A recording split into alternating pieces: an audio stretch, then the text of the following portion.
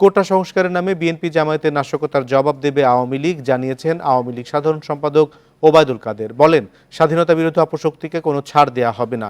শিক্ষার্থীদের ফাঁদে পা না দেওয়ার আহ্বান জানান তিনি। দুপুরে তেজগাঁয়ে দলের এক সভা শেষে এসব কথা বলেন ওবায়দুল কাদের। এখন জন্ম সনদ দিয়ে খোলো বিকাশ স্টুডেন্ট অ্যাকাউন্ট। নিজের বিকাশ নিজে কর।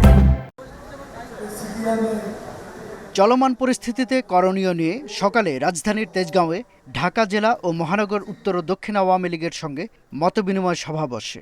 সভা শেষে গণমাধ্যমের মুখোমুখি হয়ে দলের অবস্থান তুলে ধরেন ওবায়দুল কাদের। কয়েকজনের প্রাণহানির বিষয়ে শোক ও সমবেদনা জানিয়ে আওয়ামী লীগের সাধারণ সম্পাদক বলেন, আন্দোলনকে ঘিরে বিএনপি জামায়াত লাশের রাজনীতি করছে।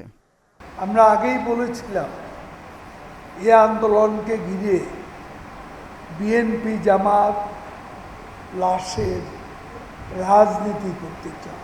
গতকাল ছাত্রদল, ছাত্র শিবিরের ক্যাডার বাহিনী পরিস্থিতি ঘোলাটে করে। কোটা সংস্কারের দাবিকে বিএনপি জামাত সরকার পতনের আন্দোলনে পরিণত করে নাশকতা করছে বলে দাবি করেন ওবায়দুল কাদের। শিক্ষার্থীদের জামায়াত বিএনপির ফাঁদে না পড়ার আহ্বান জানান তিনি। আপনাদের প্রাণপ্রিয় সন্তানদের এ ধরনের আত্মবিধ্বংসী কর্মকাণ্ড থেকে দূরে রাখা। ওবায়দুল কাদের বলেন, সামাজিক যোগাযোগ মাধ্যমে গুজব ছড়িয়ে উস্কানি দিচ্ছে বিএনপি জামায়াত। এই আন্দোলনের নেতৃত্ব নিঃসন্দেহে অশুভ শক্তির হাতে চলে গেছে। আমাদের অস্তিত্বের প্রতি হামলা আসছে, হুমকি আসছে।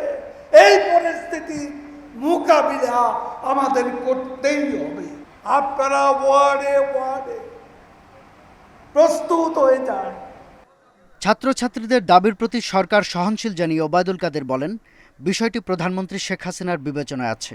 অনাকাঙ্ক্ষিত এই মৃত্যুতে শাহাদাত স্বপন, ইন্ডিপেন্ডেন্ট নিউজ, ঢাকা।